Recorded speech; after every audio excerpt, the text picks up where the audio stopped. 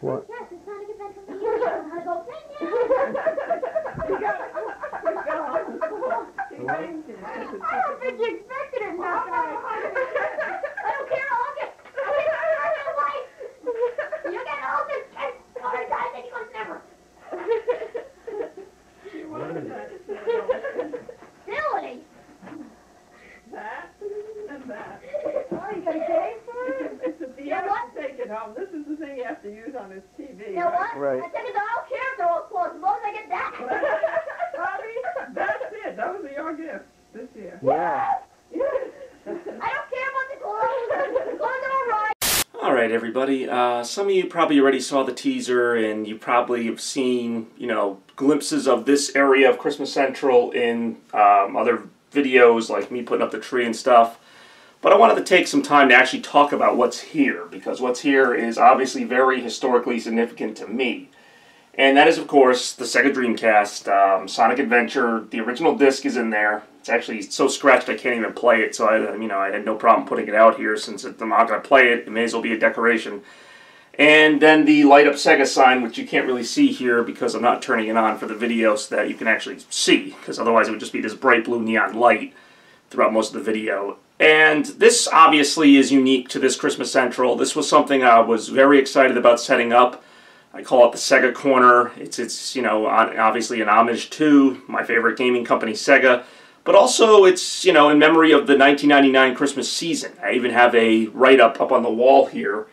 And I don't expect you guys to read all that, but it's basically just recapping just how wonderful that season was. I mentioned I have a 20th anniversary graphic. I'm going to go ahead and show that now. Again, in honor of the Dreamcast, in honor of the 20th anniversary of 1999. And ironically, it was also the first Christmas I filmed. So the first Christmas I ever caught on camera was the greatest, and who knew at the time, I'm kind of trying to search for footage now of that Christmas, as much as I can. And there was still a decent amount, but obviously not too much because, again, as a kid, I'm not thinking about that, I'm not like, oh, this is going to be the greatest Christmas, and 20 years later, I'm going to need the footage. Why would I think that? So, what, the Dreamcast means to me, more than just a gaming machine, and more than just, the one game, Sonic Adventure, because I had a lot of great games on the Dreamcast, what it means to me is, it was that thing, that everybody wants, when you were a kid, maybe you wanted, a car that you could ride in, which actually I did in the early 90s, I got something like that. I had this ride-in Ferrari that I think I rode for maybe 2 or 3 times, and then the battery died every 10 minutes, and my parents stopped letting me take it out because it was just kind of pointless. But, everybody had that thing they wanted. Maybe it was, a video game console. Maybe it was, something. So some significant thing that you wanted to open on Christmas Day. And, not that I ever got bad things for Christmas, but, this was the one. The Sega Dreamcast was the one thing that I really wanted that year. I don't even think I asked for anything else. I wanted the Dreamcast, and I wanted Sonic Adventure, and I just wanted to play it, and that was it. That was my wish list for 1999, and I remember even back then, and going back a few years prior to that, because I didn't have a computer, or maybe I just didn't, know how to use it as a kid, I would print out, wouldn't even print it out, I would cut out flyers from electronic stores and paste them onto a piece of paper, so it was I had a Dreamcast ad from Toys R Us. I wish I still had it, on the sheet. Now, that was my Christmas list. It was a picture of the Dreamcast and a picture of Sonic Adventure, stapled or taped to a piece of paper and to show her what it was. And that was my Christmas list. And, my nanny, I know she probably didn't want to spend as much as she did on what she perceived to be a white piece of plastic. I can remember still me being this is all I want. This is more than life itself. It was such a dramatic deal to me to get this Dreamcast because, I was 11 years old at the time. I didn't have a lot of money. And, my birthday and Christmas are right on top of each other, so if I didn't get it for that Christmas, I probably wasn't going to get it. And especially when you consider that the Dreamcast was discontinued the following year. I mean, yeah, I guess I would have gotten it because it would have gone way down in price, but, the fact that I got it, when I did, and how I did, and just the presentation of it, it's still one of my favorite moments in Christmas history, because as a kid, you hate getting clothes, and I hated getting clothes even then, and sometimes I still don't like getting clothes only because people, I like to pick out my own clothes, and people, try, but it's, it's a personal thing, and I'm just not, I don't really buy people clothes, they don't really buy me clothes, but my nanny still buys me clothes, and I appreciate her doing that.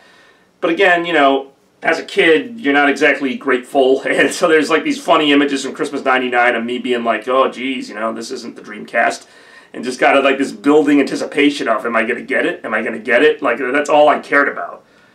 Even like, you know, I wanted to open my gifts as soon as possible because I wanted to know if I got the Sega Dreamcast, and obviously you guys know how the story ended. Not only did I get it, but I like flipped out, I fainted, you know, I did this whole like dramatic act, I hugged my nanny, I grabbed the Sonic Adventure disc out of the bag, and if I'm not mistaken, I ran into like one of her back rooms and just started reading the manual, like, because I just wanted to know so much about the game, which I had already played in demos, and that's how I knew I wanted it.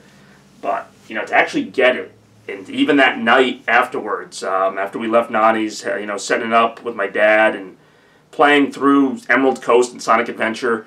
And another thing that happened in Christmas '99, and the only reason I don't have it here is because it's obviously hard to portray it, is I got an air hockey table.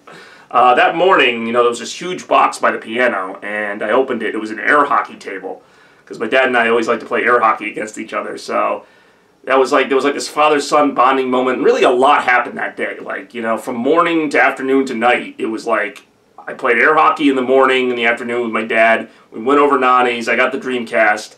You know, I don't even remember what was for dinner. It was either pizza or pasta, because my Nani usually does something Italian. It might have been pasta, but whatever it was, didn't even matter at that point, because I was just so enthusiastic and excited.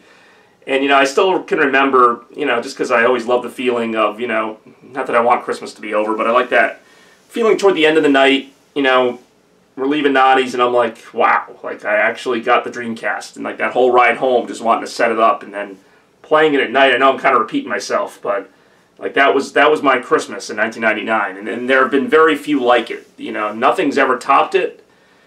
Christmas 2009 was pretty close. Last year was actually pretty close, but nothing has ever topped that feeling of just instant, just excitement, thrills, everything. And what had already been a really good Christmas in '99. I actually have more footage than I thought of me that morning playing with some of my toys and just kind of, yeah, I know at the time, and like even kind of like 5 or 10 years later, I'm watching this footage going, this is kind of stupid. Like I'm watching like my little kid self playing with the battleship or whatever. But now I watch it and I'm like, yeah, that is what I did. Like I'm like, I don't know, it's really weird. So for this year, and again, I don't know how well this shows up on the camera, I'll do some close-up shots. I got the Sonic figure, which I know it's not the Sonic from Sonic Adventure, it's classic Sonic. I've got, you know, the Dreamcast, obviously not that same Dreamcast. I've actually gone through about 4 or 5 Dreamcasts since 1999. And of course, Sonic Adventure. The game itself, the original manual, the original disc. I've got the Chaos Emeralds, because those were huge in that game and huge in Sonic's universe. I got the write-up, the Sega thing. Like, it's honestly, it's an homage to Sega, my favorite gaming company. And also just a loving tribute to what I still consider to be the greatest Christmas of all time, just because of all that stuff I mentioned. And that's not even talking about the other storylines that happened leading up to that Christmas, which I'm not going to get into that right now, because I just wanted to talk about the physical display itself. And I already kind of got off topic. So again, I actually found a stand for my Dreamcast controller that fits it perfectly. It was on Etsy. I typed in Dreamcast controller stand, and sure enough, somebody made one. It's got the perfect like grips for the controller. The console's like looks great sitting up like that. It's a wonderful console, even still, and I love to play it. You know, not just because I love it, but also because, you know, it brings back those feelings of Christmas for a moment. Like, it always will. Like, Christmas and the Dreamcast will always be linked, just like, to a lesser degree, the Sega Genesis will be linked. I don't know why it is that I put the Genesis in a lesser category, because that was huge, too, getting that in 1993, but the Dreamcast, I guess because it's more recent, because I have the video of it, like, it's just that reaction can never be duplicated. Like, I can act excited now, but just that pure, just, oh my god, I got it type of reaction can never be duplicated. But it'll always be remembered. And, you know, building this Christmas Central, it was important to me that I had something that basically physically represented what the Dreamcast meant to me. And it looks even better with the lights on. You know, I have blue and white lights that go on, I have the Sega light, everything just kind of illuminated, Sonic standing in the middle, looking all epic. Like, this is how I saw Christmas as a kid. So kind of my mission now as an adult is to kind of represent that to other people. Like, just the level of excitement that I had for this console and still have. You know, it's just hard to really personify, but I try. So I thank anybody who watches any of my rants. I know this isn't the most exciting thing, but it was exciting for me. And for a time, you know, this was it. Like, this was my dream for the day, some pun intended. So, anyway, thank you for taking the Sega tour with me, and there'll be more Christmas 2019 coverage to come. Again, open your heart, and thank you so much for watching.